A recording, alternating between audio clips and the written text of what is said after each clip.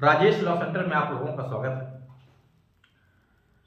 जैसा कि आप लोग मुझे पहले से ही जान रहे होंगे, अगर मेरे कोई नए श्रोतागण हैं तो वो भी जान लें। इस चैनल पे जो भी जानकारी दी जाती है पूर्णतया सत्य होती है।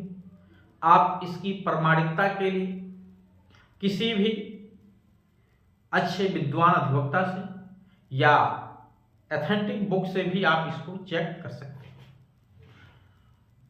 और कितने लोगों ने तो इस जानकारी को लेकर के हजारों हजार की संख्या में लाभ प्राप्त किया।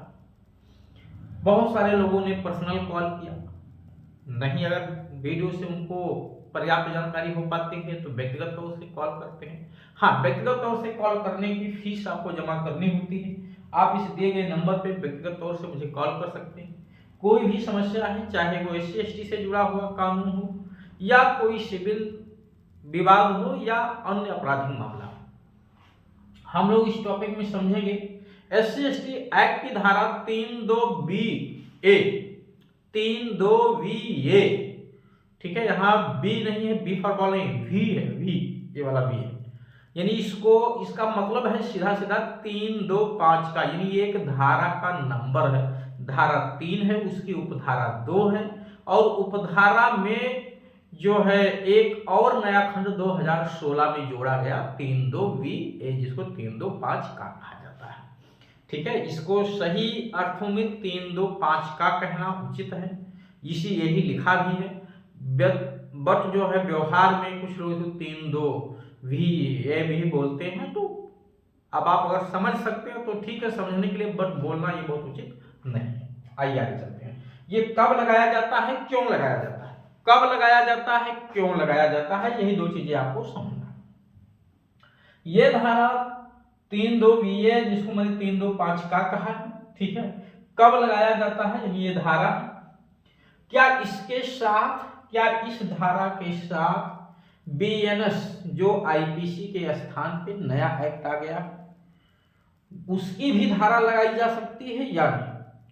तो मैं आपको पहले ये बता दूं ये धारा लगती कब है। तो SC/ST एक्ट में आप देखेंगे तो वहां एक शेड्यूल है, एक्ट के लास्ट में देखिएगा, ठीक है, नियम में नहीं। जो 1989 का एक्ट है उसमें लास्ट में आपको धारा नंबर 23 मिलेगा, और जस्ट उसके बाद एक शेड्यूल लिखा हुआ है जिसमें IPC की धाराएं, चाहे हम उसको BNS भी करें क्योंकि उसी की जगह पे आया है, उन धाराओं का जिक्र किया गया है, उन अपराधों का जिक्र किया गया, उन दफाओं का या उन कलमों का जिक्र किया गया है जो छोटे छोटे अपराध, बहुत गंभीर अपराध नहीं है, छोटे छोटे अपराध, जैसे विधि विरुद्ध जमाव, 5 या अधिक लोगों द्वारा बलवा करना, दंगा करना। वो दंगा व्यवहारिक टर्म है, बट उसको बलवा कहते हैं लॉ में, व्यवहार में हम लोग दंगा समझते हैं। तो जैसे 5 लोग घर पे चढ़ाई मारने के लिए, 10 लोग 20 लोग चढ़ाई मारने के लिए उत्पात मचा रहे 5 या उससे अधिक संख्या में, तो इस तरह का अपराध किया जा रहा है। कांस्पिरेसी, षड्यंत्र रच रहे हैं अपराध करने के लिए, मारपीट कर रहे हैं, ठीक है, मारपीट, धमकी देना, छेड़खानी, ये सब अपराध। यानी छेड़खानी का अपराध अगर होता है, मारपीट का अपराध होता है, गाली गलौज का अपराध होता है, धमकी देने का अपराध होता है, और षड्यंत्र का अपराध होता है, 5 या अधिक लोग मिलकर अनलॉफुल असेंबली बनाते हैं, ऐसे स्थिति में ये धारा 3(2)(b)(a) लगाई जाती है। अब यहाँ जो बहुत बारीक चीज है ना, जो व्यवहार में सबसे ज्यादा घटित होता है, वो है मारपीट, ठीक है, किसी को रोक के, छेक के मारना, घेर के मारना, चाहे 5 या अधिक लोग हों या 1 या 2 लोग, और उनके साथ अभद्र भाषा का भी प्रयोग होता है जब लोग मार के पीटते हैं, धमकाया भी जाता है। तो ऐसी स्थिति में केवल अगर गाली गलौज हुई है, ना तो धमकाया गया है ना मारा पीटा गया है, तो ये धारा नहीं लगेगी, ध्यान दीजिएगा, केवल गाली गलौज पे। अगर मारपीट भी साथ में तो भी लगेगी, धमकाया गया है तब भी लगेगी, छेड़खानी है तब भी लगेगी, या केवल छेड़खानी हुआ है या केवल मारपीट हुआ है या केवल धमकाया गया तब भी ये धारा लगाई जाती है। ये धारा मर्डर के केस में, रेप के केस में, हत्या के केस में, डकैती के केस में, लूट के केस में नहीं लगाया जाता है, ध्यान दीजिएगा। चलिए, तो ये तो क्लियर हो गया कब लगाया जाता है। बाकी मैं आपको पहले ही बता चुका हूँ, ये नंबर मेरा व्यक्तिगत नंबर है। आपको कोई भी कानूनी जानकारी लेना है, विधिक परामर्श लेना है, आप इस नंबर पे संपर्क करके जानकारी ले सकते हैं। हाँ, उसकी जो रिजनेबल फीस है वो आपको जमा करना होगा। अब प्रश्न ये है कि कब लगाई जाती है, ये मैंने आपको बता दिया, धारा बता दिया। इसके लगाने का प्रभाव क्या होता है, सबसे महत्वपूर्ण टॉपिक यही, इससे लगाने का प्रभाव क्या होता है। तो इसके लगाने का दो महत्वपूर्ण प्रभाव। जब ये धारा किसी के साथ लगाई जाती है और इसके साथ, बहुत ध्यान से समझिएगा, इसके साथ बीएनएस की धारा, भारतीय न्याय संहिता की धारा, जो पुरानी आईपीसी थी, अगर लगी हुई है, निश्चित तौर से लगेगी। अगर वो धारा लगी हुई है, तो जो धारा लगी हुई है इस धारा के साथ, उस धारा में आप देखेंगे अगर जो सजा है वो कारावास के साथ साथ जुर्माना भी है, यानी कारावास और जुर्माना साथ में, तो वहां लिखा क्या होता है कि कारावास के साथ जुर्माना देना हमेशा अनिवार्य नहीं होता। कारावास या जुर्माना, कारावास और जुर्माना, इस तरह से कानून में लिखा होता है।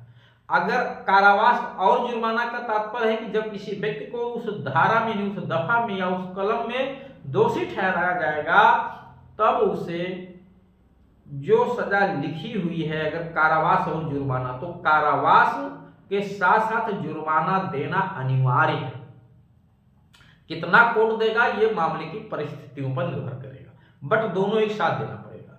अगर कारावास या जुर्माना या दोनों लिखा हुआ, तो न्यायालय के विवेक पर होता है कि मामले की परिस्थितियों को ध्यान में रखते हुए वो केवल कारावास की सजा दे दे या केवल जुर्माने की सजा दे दे, ये वहां विकल्प खुला रहता है अदालत के लिए। बट जब SC/ST एक्ट की धारा 325 का, यानी 325 लगाई जाती है, तो अदालत का विवेकाधिकार यहां खत्म कर दिया गया है और ये लिखा गया है कि बीएनएस की जो भी धारा लगेगी, यानी पुरानी आईपीसी, उसके साथ जुर्माना चाहे दिया जाना अनिवार्य हो या ना हो, यानी कारावास के साथ जुर्माना देना चाहे अनिवार्य हो या ना हो।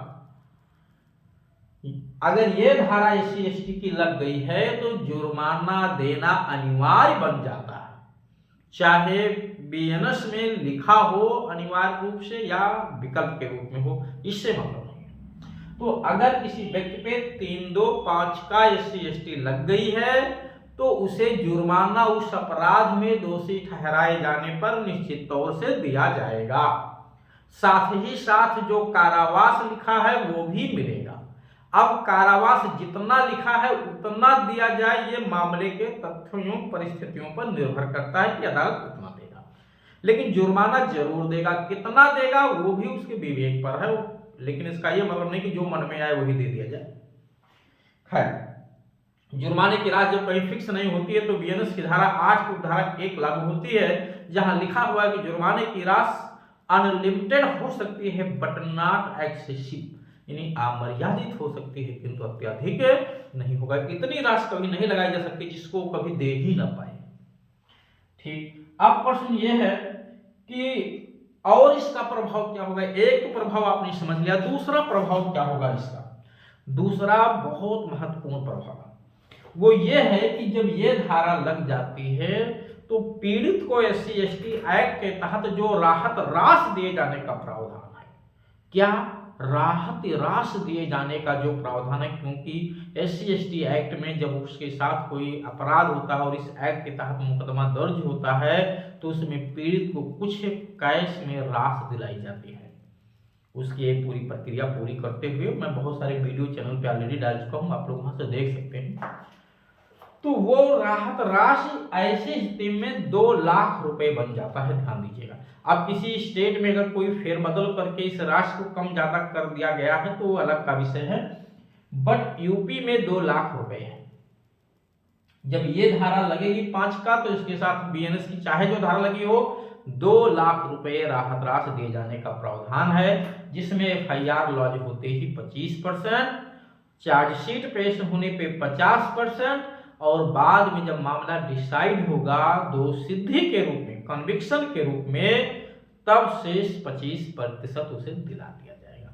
अब ये राहत राशि कैसे दिया जाता है, ठीक है। क्या क्या फॉर्मेलिटी होता है मैं ऑलरेडी पहले से वीडियो बना चुका हूँ चैनल पर, आप वहाँ देख सकते हैं। और कोई डिटेल में जानकारी लेना तो आप इस नंबर पे संपर्क कर सकते हैं। वैसे तो मैं आपको बहुत अच्छे से समझाने की कोशिश करता हूँ कि ये समझने के बाद फिर आपके दिमाग में कोई भी संशय ना रह जाए।